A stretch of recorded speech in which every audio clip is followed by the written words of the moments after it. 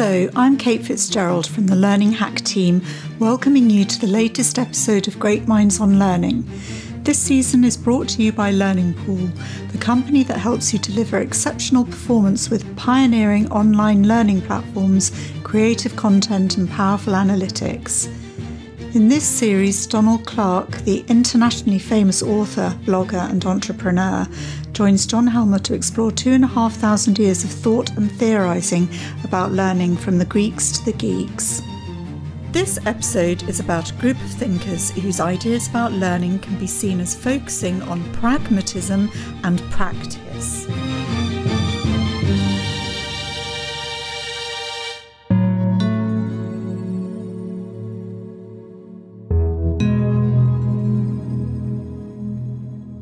Pragmatism and practice. We're all about practice, practicality, pragmatism, functionalism. This grouping of thinkers probably needs a bit more explanation than some of the others we've had, doesn't it? Because most people who know anything about psychology will have come across the behaviourists, for instance. Cognitive psychology is very much a thing. But what is it that unites these people in their thought, Donald? And why do they belong together? Yeah, it may seem a little bit odd, this conjunction with these two US almost philosophical pragmatists and then more modern cognitive psychologists. But I don't think there's much of a leap between them, to be honest. And to strip this back to, to what problem were these people looking for solutions? The learning theory over the ages has concentrated very much on the front end, learning as an event, as an experience, cognitive models, how one learns, how one teaches. But less attention has been given to the back end, how one makes it stick, how you apply and transfer that learning, in terms of long-term memory. So the people who concentrated on the back end are in this group, and it's a much wider group than you might imagine. So it's based on this premise that learning is not an event. It's not an event, but an active, ongoing process. And actually, the later stuff in the process, further down the line, in many ways has been shown to be more important than the original teaching event. Very counterintuitive, this, but that's the way it's gone. That's what makes it so fascinating. So it focuses around this word practice, of course, but, it's the old joke, how do you get to Carnegie Hall? Practice, practice, practice. Glad we got that one out of the way. Yeah, well, that's right. I remember Roger Schank used to always start his talks in the early days with that line. And He was one of the people who said, well, this is what people miss with the standard lecture, presentation, classroom course, online learning course, that it's all about what happens beyond that event. So that's really what this grouping is about. Now, you mentioned, this sort of, it seems like an odd grouping between the two pragmatists, William James and John Dewey, and then the later grouping in Bjork, Karpicke, Ericsson, and so on. But not really. This originally sprang out of Europe with this in philosophy, Kant and Hegel and so on, heavily influenced this group in the States called the Pragmatists, started by a guy called Charles Peirce, but he didn't write anything about learning. Mm-hmm. But of course, William James is regarded as the father of psychology. His book, published in 1890, really was the start of this whole modern enterprise in psychology. And in his focus on habits, this is what's really important here, that William James focused on this word habit. How do we actually learn and sustain that learning? Huge focus, because he was a pragmatist and believed that action and consequences really mattered. And then John Dewey took up this concept of habits, put more flesh on the bone, but they both essentially wanted this sort of pluralistic view that all knowledge was fallible and you had to be an active learner in terms of acquiring these habits. So we have those two guys, and then we leap over into the more modern age in the latter end of the 20th century with people like Anders Ericsson and the Bjorks. They were focusing on exactly how these habits stick. What techniques do you use to make learning stick? And then we move on to Karpicke and Roediger, who came up with a really surprising finding very recently, in fact, in the 21st century, was that there's more to this practice thing than meets the eye. But we'll come to that further down the line. Yeah, okay. So you've sold me on that. As usual, I'm going to ask for a timeline. They're quite dispersed, this lot, aren't they? Across time, yeah. So James is really a late 19th century figure. I think he dies 1910. Dewey, first half of the 20th century, really, but a very close link between those two. They're in the same philosophical school. Dewey actually taught James's book on psychology and so on. Then we're leaping into the second half of the 20th century for Anders Ericsson, who died only last year, in fact. The Bjorks, again, second half of the 20th century, they'll be in their 80s, I'd imagine now, in terms of their academic career. And then Karpicke and Roediger they're the youngsters. They're still very much alive and active in research and academia.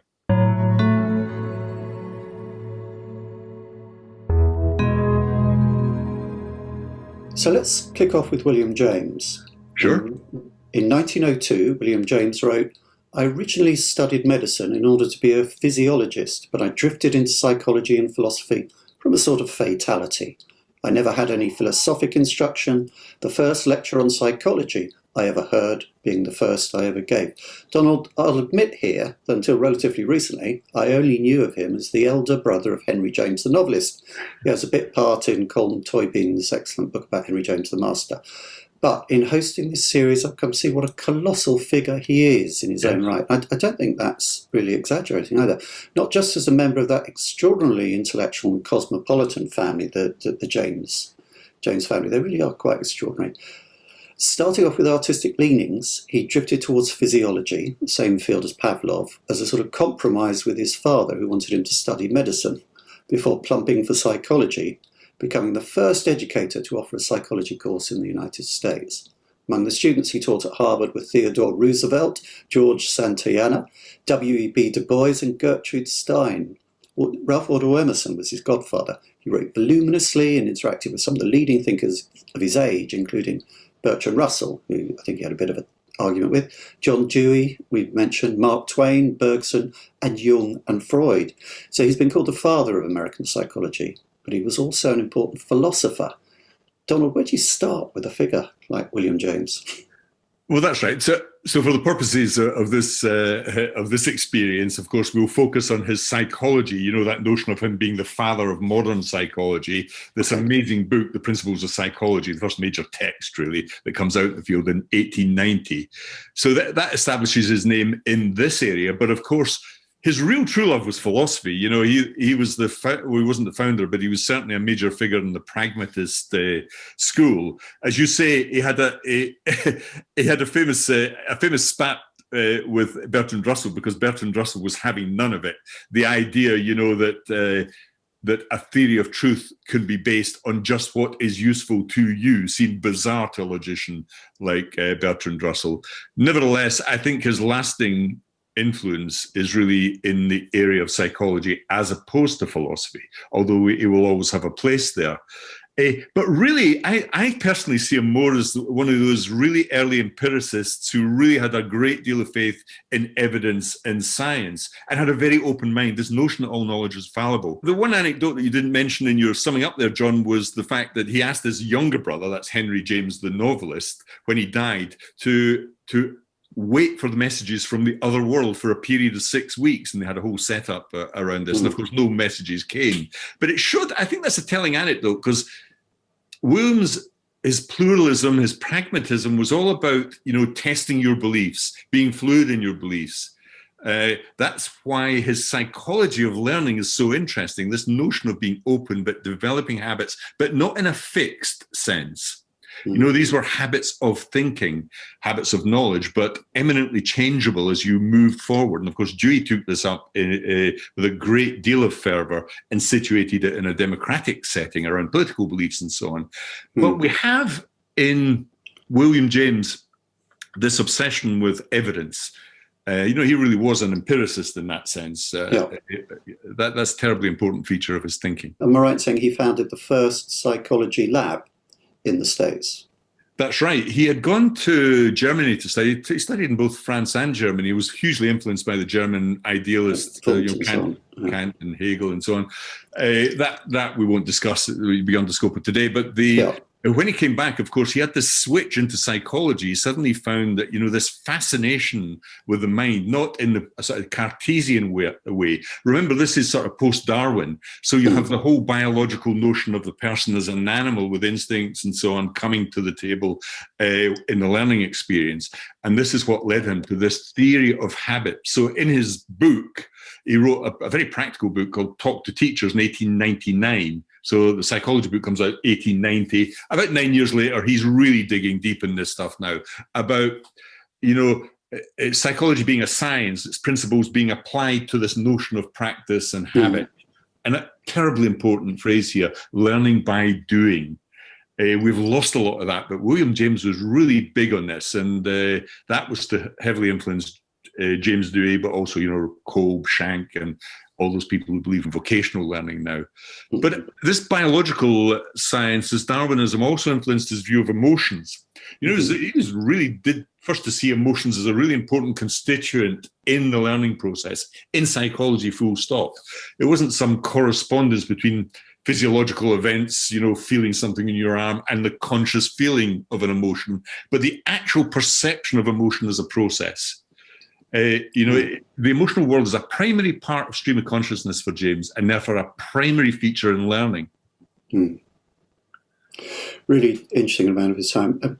What I was going to say there, I think, is that you're struck by the openness of his thought, because he's an empiricist, very interested in evidence, in experimentation. And yet there is this kind of thought that, well, maybe my thoughts might not be right. There could be another way. There could be a spirit world. I think that's kind of partly a function of his time, perhaps his family even. I think his father was a Bergsonian. It makes you think of other people like Arthur Conan Doyle, who was into the deductive method with Sherlock Holmes and so on, very much an empiricist, and yet was big into spiritualism. And for a while, then went around debunking it. That's right.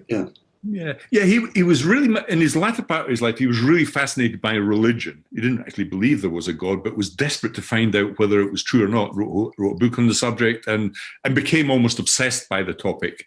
But I think what really, of great interest to us here, in a sense, is this notion of, in the real world, in the world in which we live, he had this really beautiful phrase, which is, habit is thus the enormous flywheel of society. Habit is what keeps us going, propels us forward in life and in learning, because that is essentially what learning is. And this has nothing to do with learning by rote, that's important. It's about experiences that are turned into useful and habitual behavior through action as early as possible in the child, So it's the automaticity, which we often go on, like learning your tables. Terribly important thing for someone like James. That metaphor of a flywheel interests me. It's very much a thing in marketing nowadays. People talk about getting yourself a content marketing flywheel. And that is bound up with the idea of automaticity, that there's something very efficient about habit, in that it sets you off in a way that the thing kind of happens automatically. You don't, after a while, have to have so much effort if you put the effort in at the right place. And I think that's perhaps a theme we'll come back to a bit later. Yeah, I think that's right. Almost all learning for James is sort of habitual behaviour, and that's encouraged by putting people in the suitable environment where they would pick up learning habits. And these include, the sort of biological Darwinian issues of self-interest, but also reflection, reason, efficacy, and control of the individual. That's what drives you forward in learning. And you also have this wider notion, and Dewey as well, of human associations, interest, attention, will, motivation, and so on. So these were deep psychological investigations into the process of learning way before anyone else was really tackling anything in this level of detail. But of course, learning was also something hard, effortful, even arduous. It was tough. It wasn't, don't make learning easy. That was important. Any more to add about William James? Yeah, I think although he was an empiricist and believed deeply in the science of psychology, he does warn us against reading too much into the science. He was a really firm advocate of vocational orientated schools, work-based learning, and saw learners as real situated human beings. They needed a context to learn. And of course, as a pragmatist, one would expect them to be practical about learning in terms of the skills people acquire. But he didn't he wasn't obsessed by science in a way, perhaps, that modern cognitive science is about the learning process. But I think we should maybe end around, this notion of whether the underpinning pragmatism was right or not. So Russell really roundly attacked pragmatism. Oh, yeah. And he claimed that it was almost ridiculous to say, for example, that other people exist, whereas to claim, as the pragmatists claim, that actually means it is useful to believe that other people exist. So other people exist statement, it is useful to believe that other people exist. Russell thought they were the same thing. It didn't make any sense to him to claim that everything was just useful or pragmatic. So I think pragmatism suffered badly from that sting that Russell gave it very early on. So William James is probably better known now as a psychologist than a philosopher. But his influence was huge here in both psychology and educational theory, mostly through Dewey and others. Is this where relativism begins, do you think? It's a charge often levelled against progressive liberal thinkers. Yes, although this is a very interesting point. This notion, that was Russell's point in many ways, that you will die in the swamp of relativism if you go down this route. It doesn't actually make any sense to be so fast and loose with the real world or the matching of maths and logic to the real world. That's how we function. But there's no real link between the modern madness of postmodernism, for example, and William James. Certainly not. That William James would still be seen as in the analytic tradition of philosophy, very much in the Anglo-Saxon world as opposed to the continental world.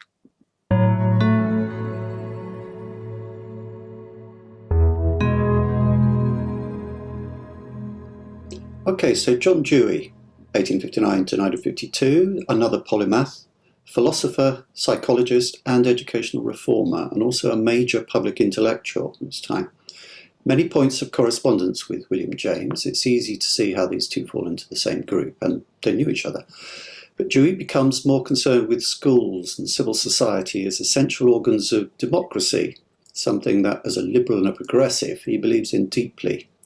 Born to a modest family in Vermont, that's Bernie country, tried his hand at teaching, but decided he wasn't suited to either primary or secondary teaching, interestingly enough, but then went on to be a great thinker about education.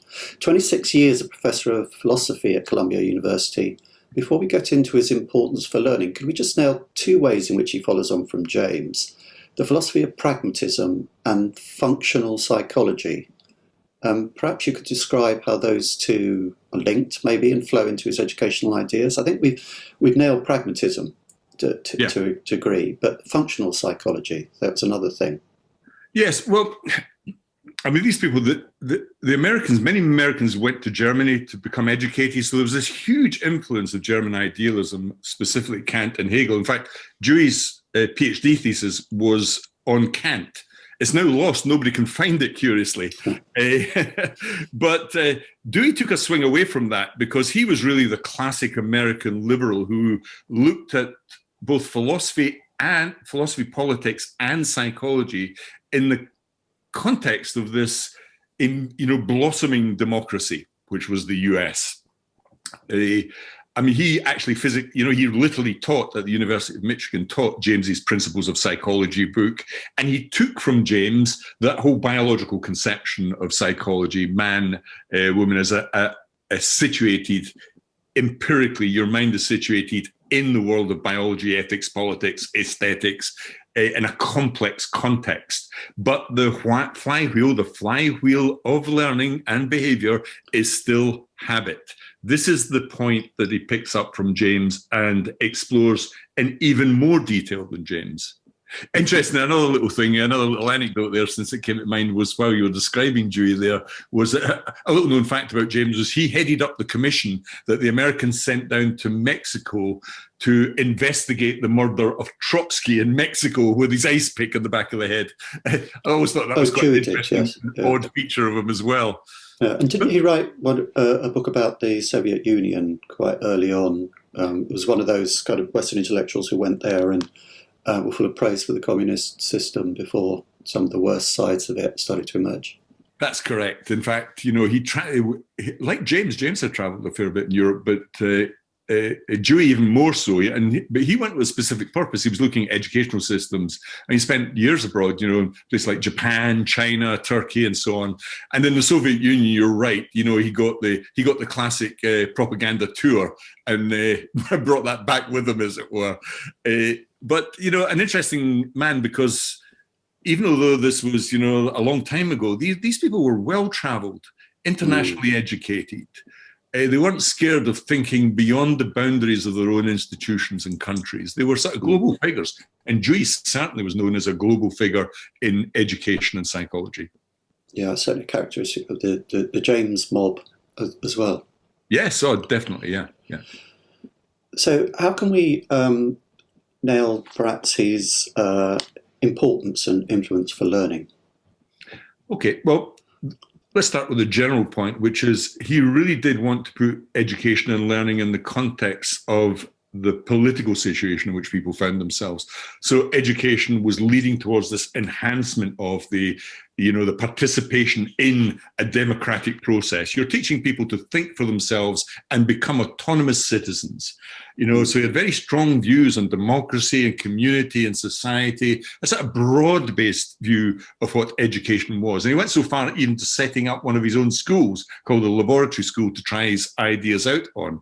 But so what were these ideas in detail then? If he sets up one of these schools, because he really was disaffected with the educational system as he saw it. He thought it had become too cleaved away from society and democracy, had become institutionalized, a thing in itself, unrelated to the real world.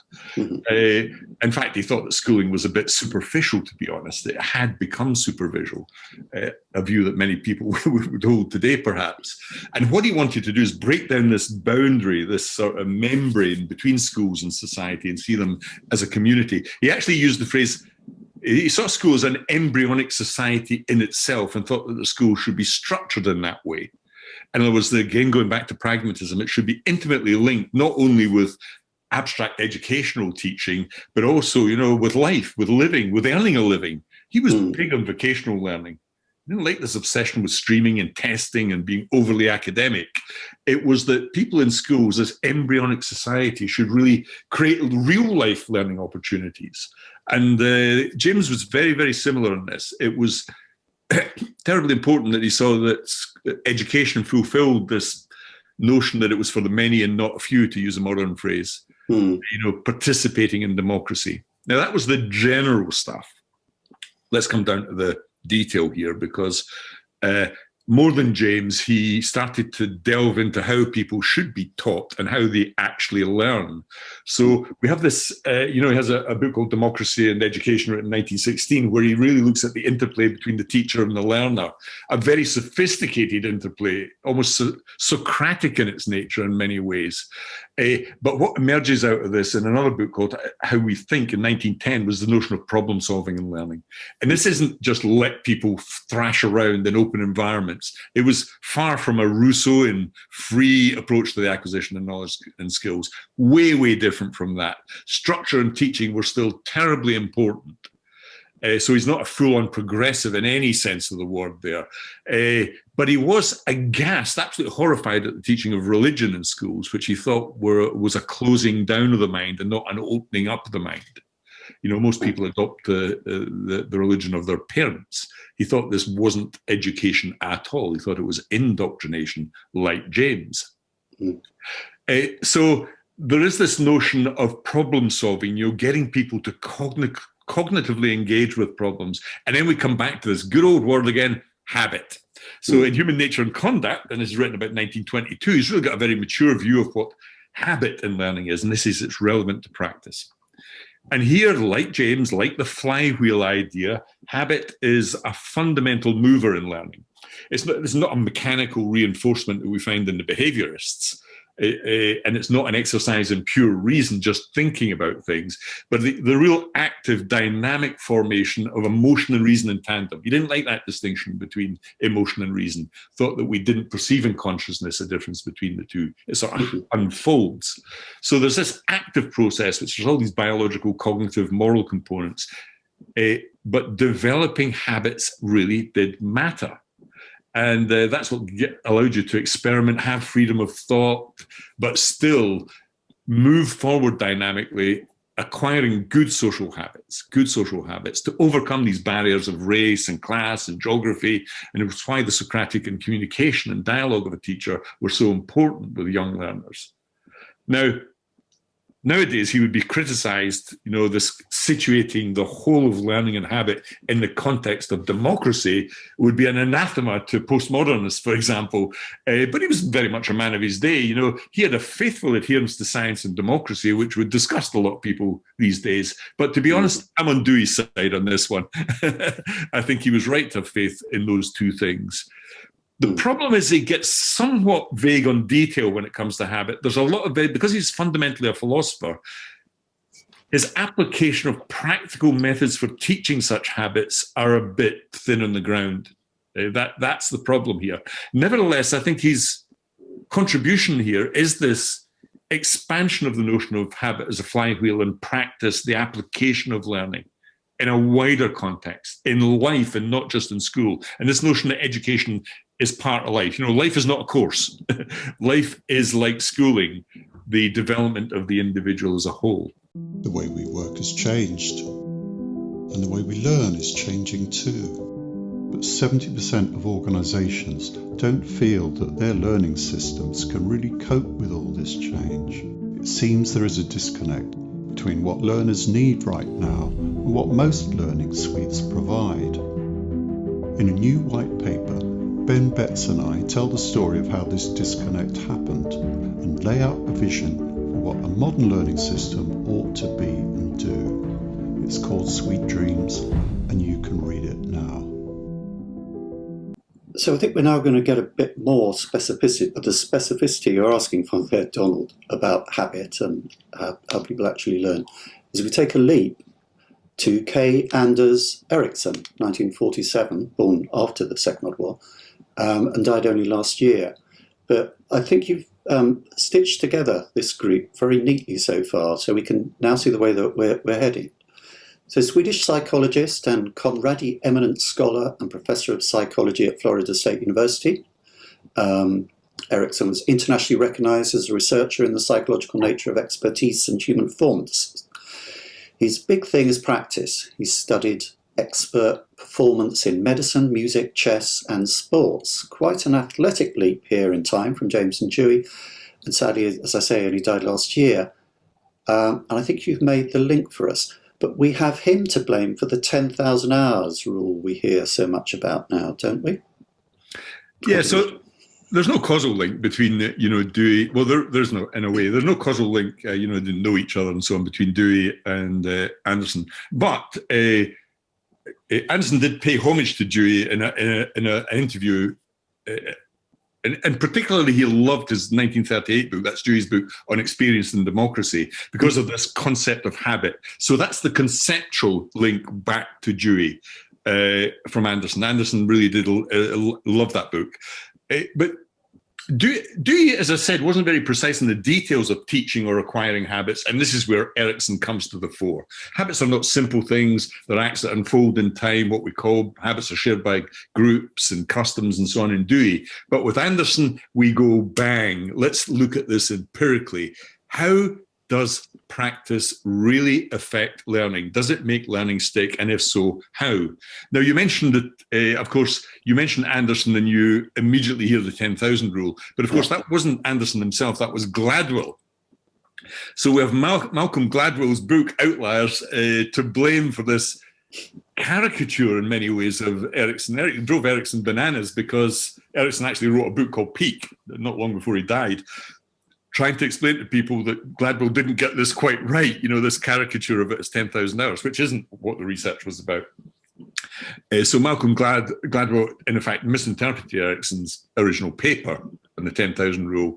Ericsson sees the importance of the role of the teacher in accelerating a path, or the coach in sport to expertise. So what actually motivates someone to do the grueling work of the years it takes to become really, really good at something. So Gladwell captures the spirit of that, but not the detail, which is very often the case with academic research, that people pick up on the headline and ignore the nuance and subtlety of Ericsson's position. And doesn't that 10,000 hours thing come out of a specific experiment that Ericsson did, which was involving musicians. Yes, that's right. So this is the classic study on practice. So let's replay that experiment. That's quite important. So this is at the Berlin Academy of Music in 1993. He looks at the violinists, very specific group within the academy, and splits them into three groups. So he categorizes them as the best violinists, that's the world-class soloists, as it were, in orchestras, and then the good, sort of professional working musicians. And in a third group, they're okay. The music teachers by and large. So he has these three groups, and they're quite highly differentiated in terms of, objective characteristics of their ability or performance. He then asks how often they had practiced. Now, they had all started early. That was the common thing around age 5. Every single one of them had really got into the violin at a very early age, and they had a similar pattern of practice for the first few years. So, about 2 or 3 hours a week, the classic violin teacher or at school type stuff. But then big differences arose in them all. So the best, the sort of world-class soloists, tended to head towards this range up at the 10,000 hours level. The good, the professional musicians, were about 8,000. And then the rest were way down at half the 8,000 at 4,000, But you have to look at these as distribution curves. They're not exact numbers in any sense of the world, which is where Gladwell went badly wrong. Gladwell is not a researcher, of course. He also, interestingly, looked at amateur pianists and found that they practiced about 3 hours a week, and they clocked up about 2,000 hours by the age of 20, which is your classic somebody who plays the guitar, violin, or whatever. Now, this was, of course, caricatured by Gladwell. But another aspect of this study that's really worth focusing on was this complete absence of the concept of natural talent. There was nothing to indicate that any of these individuals had come through this path through innate ability. They had all got there by practice, and the more practice they did, the higher their achievement. Yeah. Okay, so none that had practiced this amount had ever failed. That's a very interesting thing. There was no failure here in any sense. Now, this led him to a really detailed view of what he called deliberate practice, what really made practice sing or work, not only in sport and music, but almost every area of human endeavor, chess, medicine, whatever area you're involved in. The defining characteristic of practice is this notion not of simply repeating practice, but deliberate practice. And then he studied and researched 4 major areas. He thought there were 4 things here. Very quickly, concentration.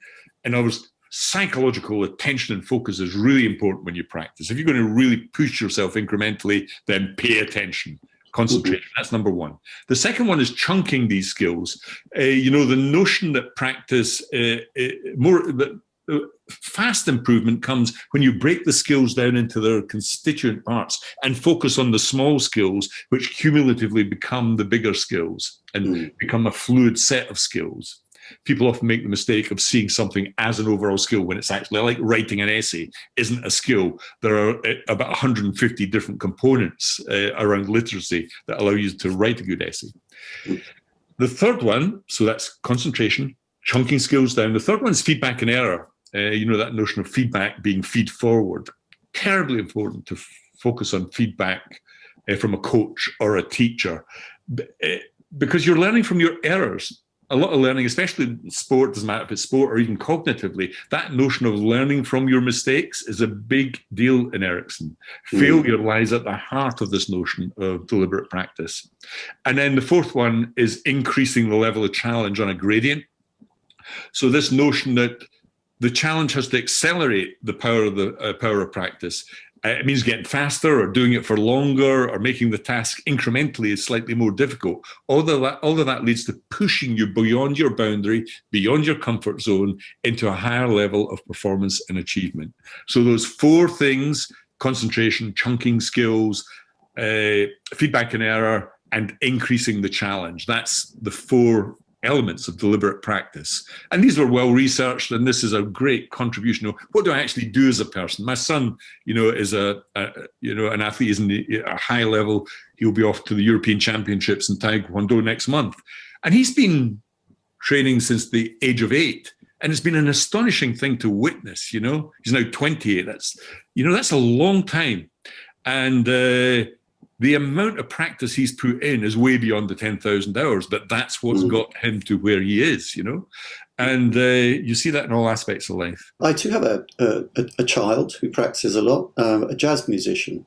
Yeah. And I hear her doing exactly what I did during my years when I was learning to play the guitar, which is to play the same phrase over and over and over again till everybody else who can hear it is thoroughly sick of it. But that's how you get to Carnegie Hall, kids. In jazz, there is a phenomenon called woodshedding, which is what they talk about. And I remember reading the Charlie Parker biography, Bird Lives. They talk about Charlie Parker's period of woodshedding, which was just kind of relentless, focused, deliberate practice, and that got him to where he is. That's an interesting anecdote there about a musician and his focus on phrasing, because of course that focus is entirely consistent with Ericsson of chunking down the skills. So it's not the repetition of the phrase, of course, it's the perfection of the phrase. That's what the musician is after. Zeroing in on the bit that you're getting wrong and doing looping that again and again and again until you get it right. And in rehearsing a band as well, that's a similar thing that you do. That's why Gladwell quite rightly went back to the Beatles in his book, because a lot, what many people didn't realise at the time is that the Beatles didn't spring out of nowhere as some sort of wonderful God-given set of four, well, I'd argue three, but four geniuses. They had spent years playing literally 10 to 11 hours a day in Hamburg. Huge amounts of accumulated musicianship, working as a band, getting tight, songwriting, and then suddenly they explode. But they didn't explode. That had been in the making for years. I think that's a terrible slander on Ringo. No, I think he's one of the three geniuses. Oh, right, okay.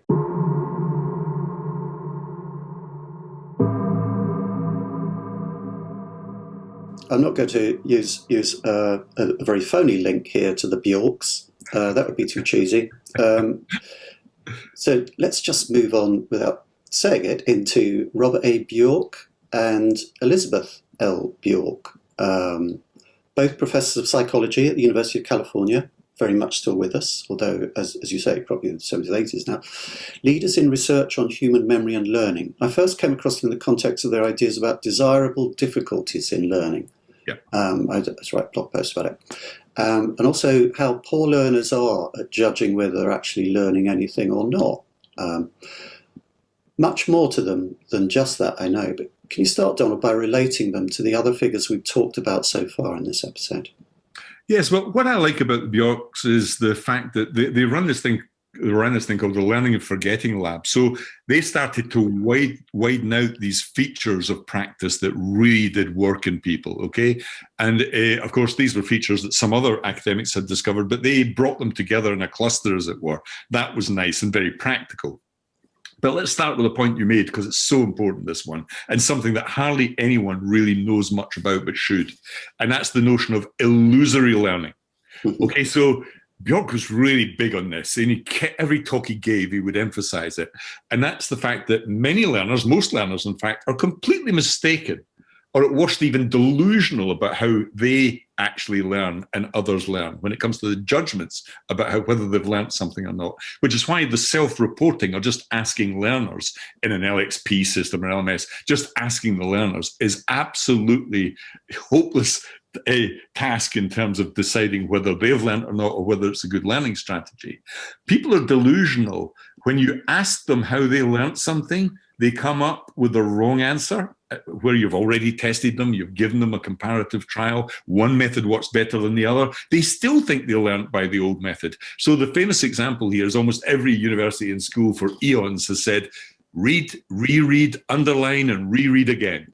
Completely wrong. One of the most inefficient learning strategies you can imagine. There's nothing wrong with underlining and rereading, but a far more efficient strategy is to look away from the book and start to recall things into your memory, or look at desirable difficulty, making things slightly more difficult as you go forward. So first of all, that notion of don't rely on learners' testimony about learning. There are many, many papers now that show that this is true, that learners are delusional about how they learn.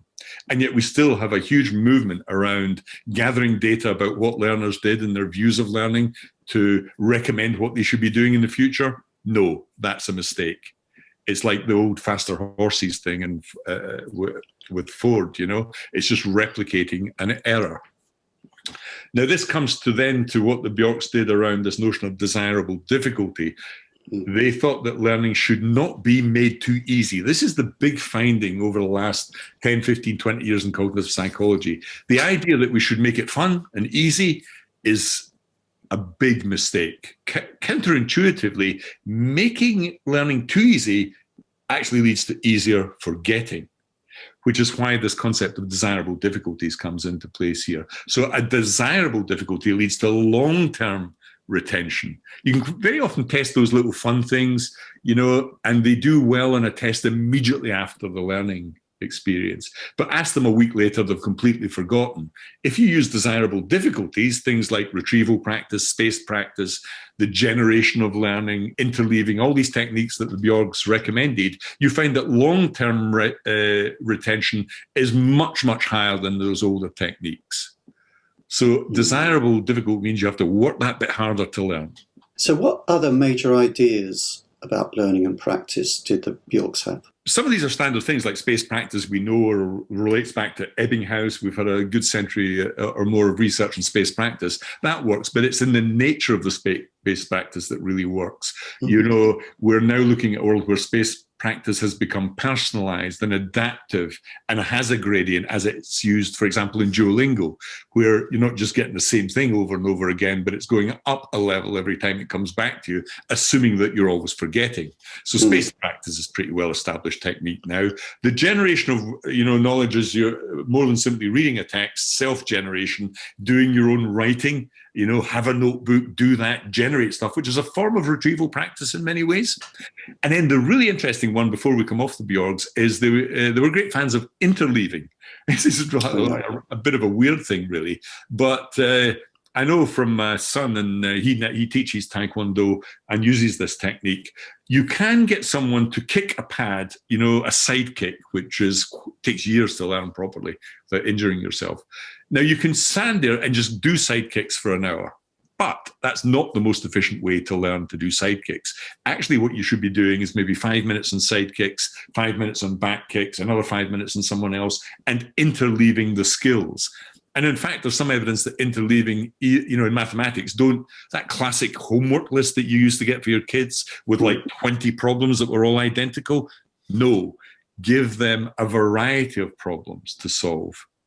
There are all sorts of speculations as to why this works cognitively.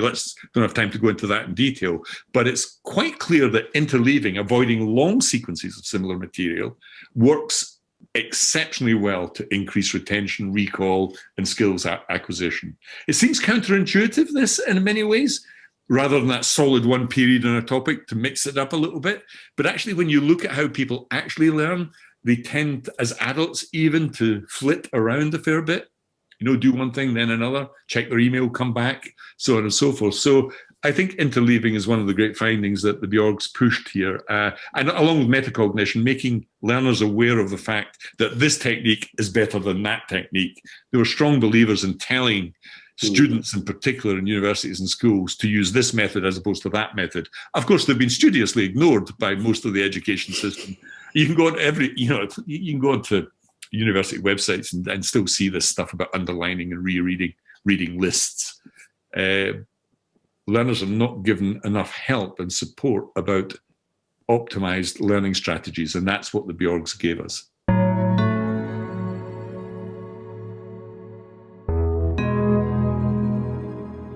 So in the spirit of interleaving, let's interleave here another pair of thinkers, another twofer, though not married, and at different universities and very different ages. Henry L. Roediger is at Washington University in St. Louis, and Jeffrey D. Karpicke is at Purdue in Indiana. We're getting more up to date now, Donald, so it's becoming harder to get people's dates of births and bios. I find that people's dates of birth is just disappearing from university pages. As we all get more and more scared about our personal data being used. I think this is going to make things very difficult for researchers in the future. But I do note that I share a birthday with Henry Roediger, who's a boomer, so he's got his own Wikipedia page and stuff. I was born in Roanoke, Virginia, So how do these two fit in with the Bjorks, and how have they moved our knowledge of learning onwards when it comes to practice? Well, these two guys did something I think is quite remarkable, really, because for centuries, literally centuries, and they've written a lot about the sort of almost archaeological heritage of this idea. For centuries, memories were seen as objects that are retrieved by the brain, sort of brought in from long-term memory or used in working memory. That's fine. That was the model, as it were. But neutral for learning. In other words, the act of recall was seen as neutral for learning. It was just an act. What they then began to experiment and saw that the act of retrieval, the pulling something into your mind, was a learning experience in itself. So something that produced learning. It wasn't neutral in that sense. So they can be said to really put retrieval practice as a learning strategy on the map. Retrieval practice, pulling stuff into your mind, not underlining and just rereading, but looking away and going, yeah, what is that? Thinking through a problem, retrieving. That's what really makes you learn. That is a really optimized learning strategy.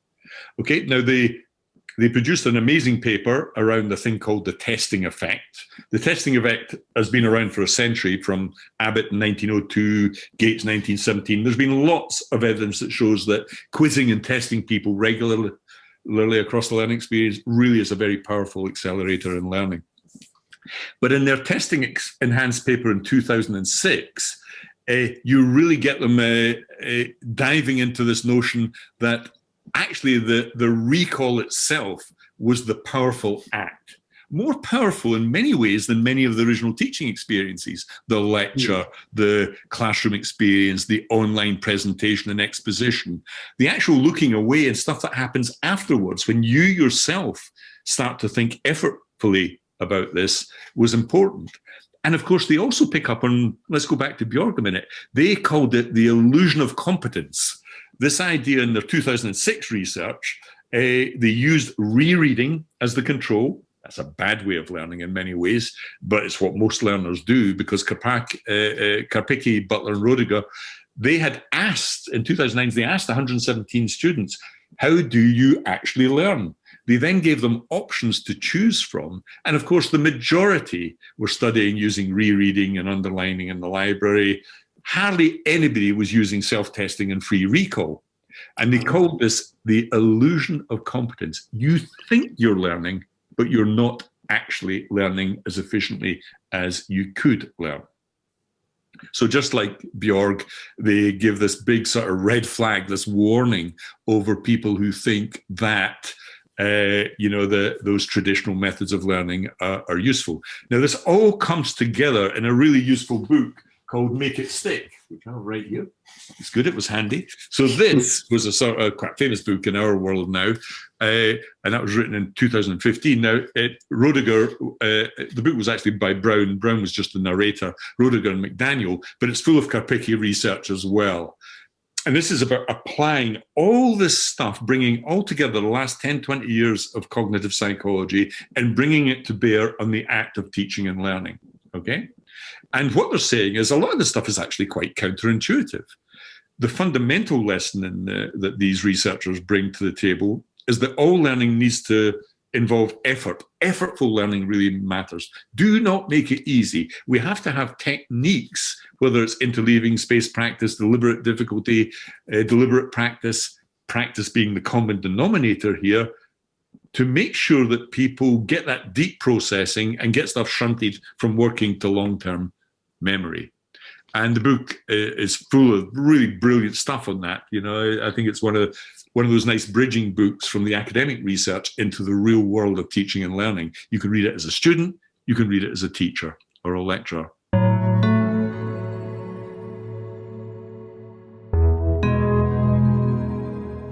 Making me massively doubt myself now, because I'm thinking I'm learning so much from talking to you, Donald, but it feels like you're making it easy. Making it too easy. Well, this is the problem. Am I actually learning anything? Well, this is a really good question, and there's another feature here I think called the transience effect, which is why people have to be very careful about it. So let's self-reflect on this podcast a little bit.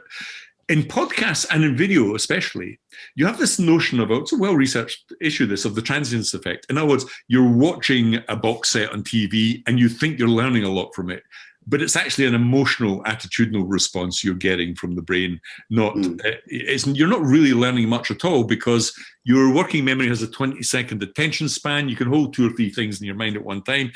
As it moves on to the next scene, you've already forgotten what the scene before was. So let me see, I'm on my series 5 of a series called Animal Kingdom. And I watched 3 or 4 of those over the last few days. I would struggle to remember actually what the topic of the first 2 were. If you really asked me to quote any lines, I don't think I could, because it's not, it's in one ear, out the other in many ways, unless you take time to take notes. This is why taking notes is a form of active retrieval. Yeah. You're pulling something from your own mind, especially notes in your own words or using analogies. You get a 20 or 30% uplift on learning, as the research shows. So I think, we're now beginning to unpack what is really good for learners and teaching, and it's not what we thought it was. So the simple presentation of video or just listening to podcasts is one thing, but if you've listened to this podcast, Feynman is really good. The famous physicist Feynman I like, he has a thing called the Feynman method, and he actually did this. He's saying, sit down with an open book, pick up a pen, put a heading down, and start writing what you think you learned from this podcast, for example. Just start writing. And you'll very quickly find that you didn't learn as much as you thought you learned. And secondly, when you come across gaps, stop, leave a gap, and go back and listen to the bit again until you've got a really fulsome view of this. He thought that was the most efficient way of learning. And he hated lectures. He wrote books about lectures. His lectures were published, but he still came to distrust them and see them as a massively inefficient waste of time in his later years. And this is why we must pay attention to this stuff, because the systems we have are full of massive inefficiencies, not only for teachers, but more importantly for learners. And all of these people are unpacking practice, from James and Dewey through habit, through to Anderson and Bjork on deliberate difficulty, deliberate practice, really giving us concrete recommendations on how to do this and how to teach it and how to learn using it, and being very wary of your own personal views of how you learn and how others, or what others tell you are good learning strategies. In other words, they all point towards the science as being an important thing here. They all have, this is why the instructionalists, we did that, we have that in another podcast, that every single one of them has practice in their final steps, Bloom, Gagne, all of them. But what do we mean by practice? And that is the question to which these theorists came up with concrete, specific answers. We now have a much wider arsenal of practice techniques, reinforcement techniques that allow us to really learn and not suffer from the illusion of learning. I think you've given us a really good summary of that focus on practice. And I'm going to attempt to show that I actually have learned something from this series so far. If I think back of the instructionalists who we did in the previous podcast that we recorded, they were working out the best way to structure instructional events as much as but here we're in a much more practical place where we're actually learning how the learning takes place. So it's like looking at from the other end of the telescope, if I kind of think back to the instructionalists. Does that feel like a fair reflection? Do I get 5 points for remembering what happened last week? Yeah, that's right. I mean, there was a tendency to, and there still is a tendency, that all the money goes in. Let's say you've got 7 steps, some of them had 6, some 5. Everybody puts all their money in the first 3 steps because it's easy to build a course, to deliver a lecture, write a book, do a podcast, whatever. Lecturing is easy, teaching is hard. And what these people are showing us, that teaching actually involves mostly what happens after the exposition or presentation of content. It's actually what you do afterwards that matters more. It's the final 2 or 3 steps around practice, application, transfer that matters. This is why, so this has big implications. Let's take workplace learning as one, for example. So there's practice in a variety of forms. We have people like Marsick, Gary, Cross, Bob Mosher, all these people telling us that we should be delivering learning into the workplace and into the workflow. And they're absolutely right, because that's the place where you're applying learning, reinforcing the learning as you learn. That's where you're actually learning. Absolutely. So we've had this big rush of activity, which is a marvelous thing, I think, because it's more loyal to the theories, especially the theories we've just been talking about. So you have software now. The technology is the real enabler of this. At a simple layer one level, you have retrieval practice and spaced practice software, for example, that you can apply. Duolingo is one you can use as a reference there. But there are real bits of software that can personalize and deliver the right bit of learning to the right person at the right time in the right context, especially performance support software. But the LXP, learning experience platforms, are all about that. And then the same is true of adaptive learning. It's constantly trying to predict what you need next in this area of deliberate difficulty, moving you up and across and through learning journey, not letting you fail, just doing those incremental steps through practice to success. So the workplace learning people, I think, are miles ahead of everybody else in this. That's my the truthful view of this. And then something really exciting, I think, is also the way in which artificial intelligence is really setting this on fire. And I've been working heavily on this for 4 or 5 years now, but how does it support practice and retrieval and avoiding that stale old multiple choice thing? Well, actually, you know that taking notes or open input, which is the equivalent of retrieving it into your brain? We can now use AI to semantically interpret those answers. So let's scrap multiple choice questions because the answer's already in the screen in front of you. You've got a 25% chance of getting it right by guessing. What teachers actually do, and what you do in retrieval practice, is ask a question and then try and retrieve it back into your brain. Do I know this or do I not know this? That's a true test. That's what the pragmatists like James and Dewey said to us. That's the test for true learning. Now we can semantically assess that, but you can also use AI to build that stuff as well, even dynamically. We're even seeing that type of assessment being used in VR for practice in VR around soft skills, where you can measure whether people have picked up and give them slightly incrementally more difficult tasks to do as they go forward. So we're only now at the beginning to see the possibilities of how technology can really deliver all the lessons from all the people we've talked about today in the podcast. And lastly, I'd say a big thing here is that what's proven to be true, I think, is that the internet has proven to be the huge pedagogic engine in all this. You know, what's actually changing and shaping the way we learn? Well, I think we can all agree that practice plays a huge role here, but it was never possible previously. The learner always walked out the door of the classroom, the lecture hall or whatever, and you couldn't get to them. Now that we're all on one big network, you can get to them with retrieval-spaced practice interleaving, you know? Since the late 1990s, all of this technology has been growing surely and steadily towards making practice and transfer a real thing. This is why probably a nice way to sum up all this is I really do believe that the last 25 years in pedagogic shift have been greater than the last 2,500 years. You know, if we go back to the mid-90s when suddenly everybody was getting online, this last 25 years has allowed us to implement things that we knew to a degree in a much more powerful way than anybody has in learning over the last 2,500 years. So clearly this is a very important group of thinkers, and I think you've given us a great insight into what they thought about.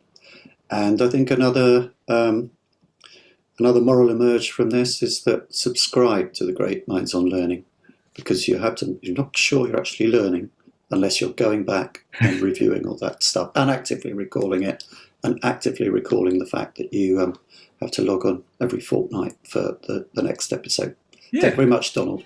No problem. I love the way that we had that massive act of self-destruction in our podcast towards the end of John. This season of Great Minds on Learning is brought to you by Learning Pool, the company that helps you deliver exceptional performance with pioneering online learning platforms, creative content and powerful analytics.